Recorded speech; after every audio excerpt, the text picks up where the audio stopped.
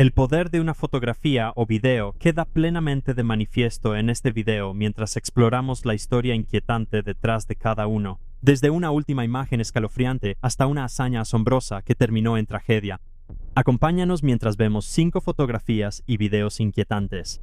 Pero te advierto, algunas de estas historias son realmente escalofriantes.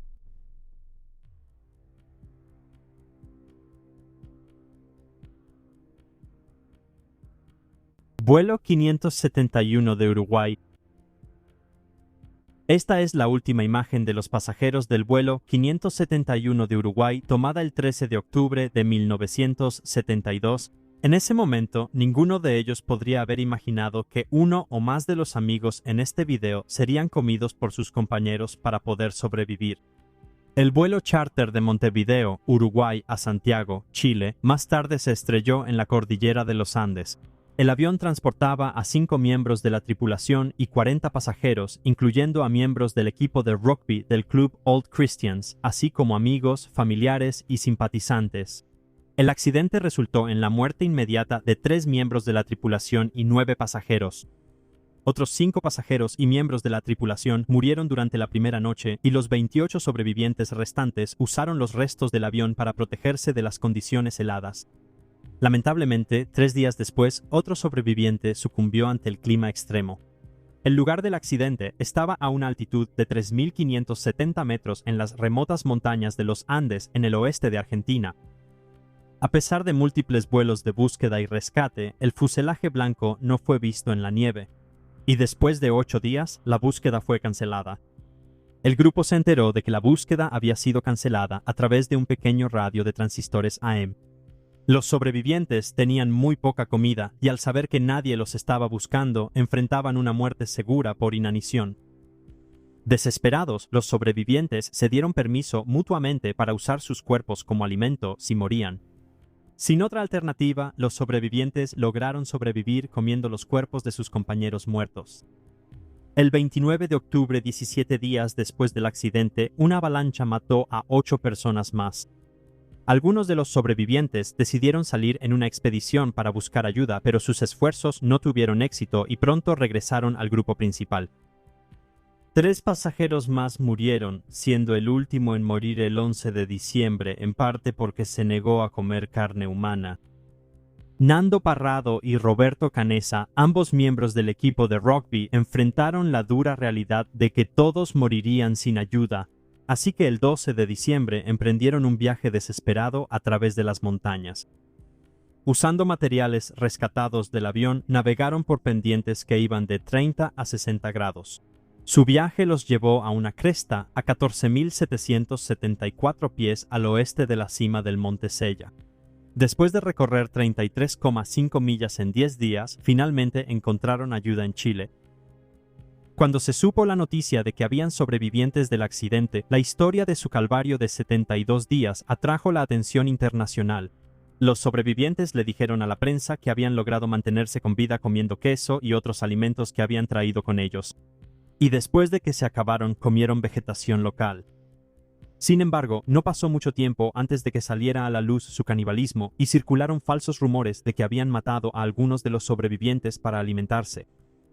El 26 de diciembre, 2 fotos de una pierna humana medio comida tomadas por miembros del Cuerpo de Socorro Andino fueron publicadas en las portadas de 2 periódicos chilenos. Al principio, los sobrevivientes enfrentaron una reacción negativa del público, pero después de que explicaron el pacto que habían hecho de sacrificar su carne si morían para ayudar a los demás a sobrevivir, la indignación disminuyó y sus familias se volvieron más comprensivas.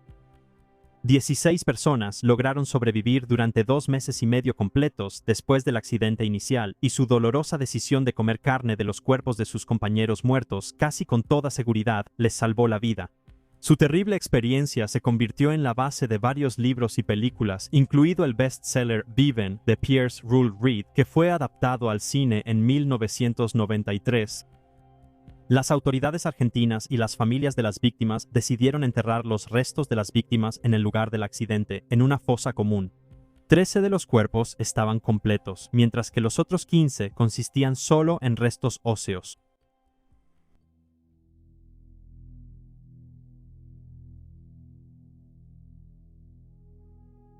Primeras veces infames. Esta fotografía muestra a John Jack Gilbert Graham siendo preparado para su ejecución en la cámara de gas en la Penitenciaría Estatal de Colorado el 11 de enero de 1957. Se hizo justicia por perpetrar el atentado contra el vuelo 629 de United Airlines que mató a su madre y a otras 43 personas a bordo. John Gilbert Graham, conocido como Jack, nació el 23 de enero de 1932 en Denver, Colorado. Después de la muerte de su padre, pasó la mayor parte de su infancia en un orfanato debido a la pobreza. Sin embargo, su madre, Daisy, se volvió adinerada después de casarse por tercera vez, pero dejó a su hijo en el orfanato, una decisión que probablemente le costó la vida a Daisy. Jack estuvo distanciado de su madre hasta que tenía 22 años, momento en el que ella ya era una empresaria adinerada con un restaurante próspero llamado King's. En 1955, el restaurante fue destruido en una sospechosa explosión de gas, que más tarde se creyó que fue provocada deliberadamente por Jack, quien había asegurado el restaurante y cobró el seguro de la propiedad después de la explosión.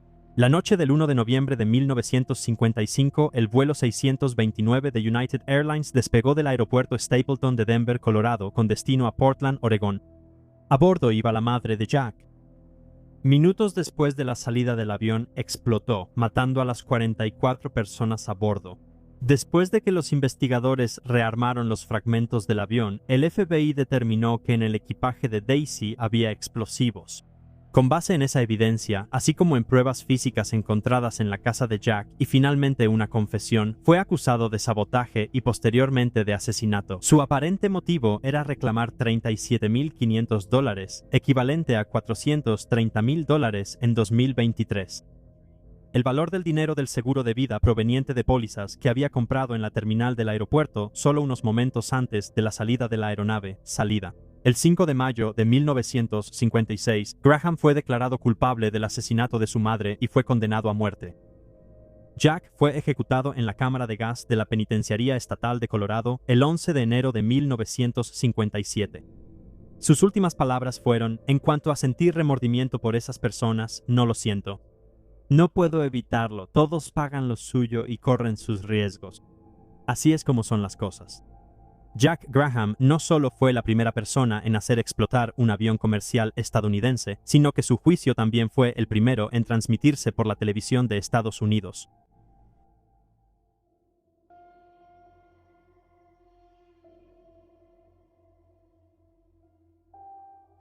Tumba con vista. Este video muestra el último lugar de descanso del pequeño Merritt Beardsley. La historia detrás de cómo surgió su tumba es desgarradora. En 1865, a la edad de solo 8 años, el pequeño Merritt Beardsley fue afectado por una enfermedad incurable y a pesar de su corta edad, él sabía que iba a morir. Merritt vivía con su madre y su padre en Oxford, Nueva York, y solo unos días antes de su fallecimiento, le confesó a su padre su miedo de quedar sepultado en la oscuridad. Tras su prematura muerte, su madre Sarah y su padre William Beardsley decidieron honrar el deseo de su hijo y optaron por no enterrarlo en la más absoluta oscuridad. En su lugar, colocaron una tumba de piedra en una ladera e incluyeron una pequeña ventana para que el sol de la mañana siempre pudiera brillar sobre su hijo. Años después, los padres del niño fueron sepultados junto a él. Durante muchos años, todos descansaron en paz hasta que en la década de 1970, unos vándalos destrozaron la tumba del pequeño Merritt, metiendo las manos en la tumba por la ventana y esparciendo sus huesos por todo el cementerio. Y por si eso no fuera suficiente, la policía descubrió después el cráneo del niño en la habitación de uno de los vándalos. La tumba fue reemplazada y Merritt fue sepultado de nuevo. Pero desafortunadamente, los vándalos continuaron rompiendo el vidrio y profanando la tumba. No fue hasta 2013 que Stephen Foster se fascinó con el sitio de entierro y trabajó arduamente para restaurarlo a su antigua gloria. Y hoy la ventana de vidrio ha sido reemplazada por plexiglas, y el interés en la historia del pequeño niño enterrado allí se ha renovado y ha despertado la imaginación del público.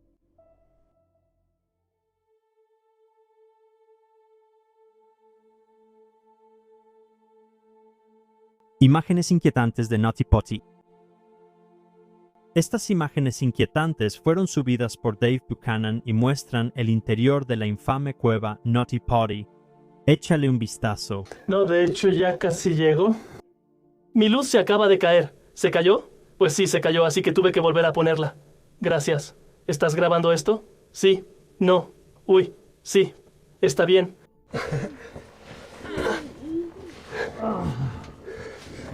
Está bien. Dave fue a la cueva en 2005 con su hijo pequeño, su cuñado Quinn y los 2 hijos de Quinn. Quinn era el que estaba filmando. Al principio, puedes ver lo pequeña que es la entrada. 4 años después de que se grabó este video, John Edward Jones se metió por la misma pequeña abertura, tomó un camino equivocado y nunca salió. John quedó atrapado boca abajo en un túnel estrecho que confundió con el igualmente angosto pasadizo llamado Canal de Parto a unos 120 metros. A 120 metros de la entrada de la cueva, se dio cuenta de que no podía moverse. Varios intentos de rescate fallaron y después de 28 horas en una posición de cabeza hacia abajo, John sufrió un paro cardíaco debido al esfuerzo que soportó su cuerpo. El video muestra lo estrecho que es ahí dentro y lo increíblemente difícil que fue para los rescatistas intentar liberar a John. Los rescatistas concluyeron que era demasiado peligroso recuperar su cuerpo y se acordó que, en memoria de John, la cueva sería cerrada permanentemente con su cuerpo sellado dentro. Si quieres ver más a fondo la difícil situación de John Jones, mira nuestro video The Tragic Story of John Jones.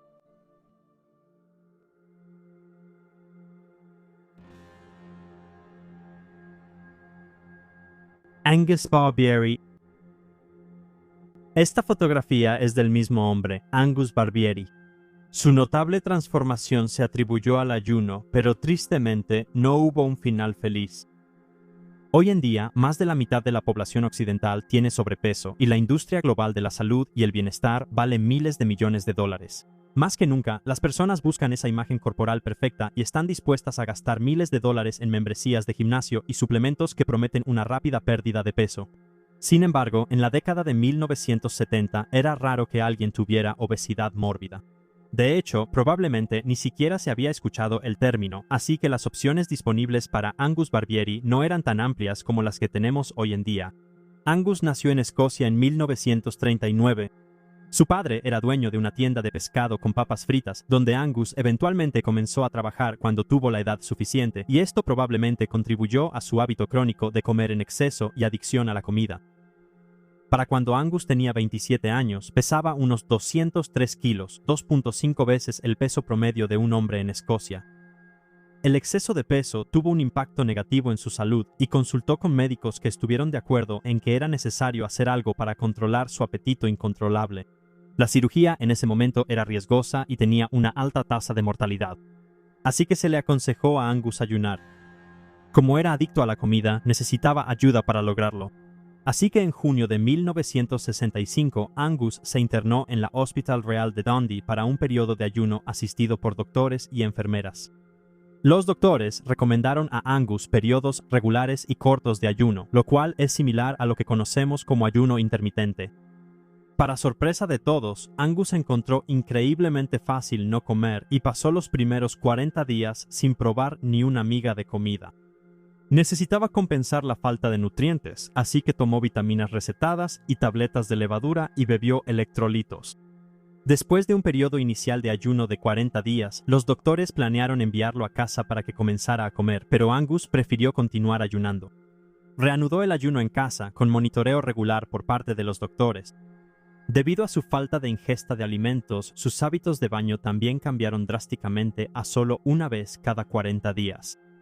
En los meses siguientes, los doctores estaban asombrados de ver que Angus no experimentaba ningún efecto negativo por su ayuno y estaban sorprendidos por la cantidad de peso que estaba perdiendo, aproximadamente 1 libra cada día. El 11 de julio de 1966, Angus finalmente alcanzó la marca de 180 libras, un hito significativo considerando que había tenido sobrepeso la mayor parte de su vida. Esto significaba que tenía que empezar a reintroducir la comida en su vida. Después de 382 días sin que pasara comida por sus labios, comió algo ligero que lo hizo sentirse lleno. Para ese momento, Angus era casi irreconocible, como muestran las fotos del antes y después. El ayuno bien documentado de Angus Barbieri fue recibido con mucho escepticismo. Algunas personas se negaron a creer que un ser humano pudiera sobrevivir sin comida durante más de un año. Otros sugirieron que los efectos negativos a largo plazo de su ayuno superarían los efectos positivos de perder peso. Hoy, casi 60 años después del increíble reto de Angus, su año sin comida sigue siendo el ayuno más largo de la historia y su hazaña fue incluida en el libro Guinness de los Récords de 1971. Después de volver a introducir la comida en su vida, Angus mantuvo un peso saludable. Sin embargo, tuvo una vida corta y en 1990, a la edad de solo 51 años, Angus murió. Naturalmente, la gente especuló que su ayuno de un año resultó en su muerte prematura. Esta teoría nunca ha sido probada ni refutada.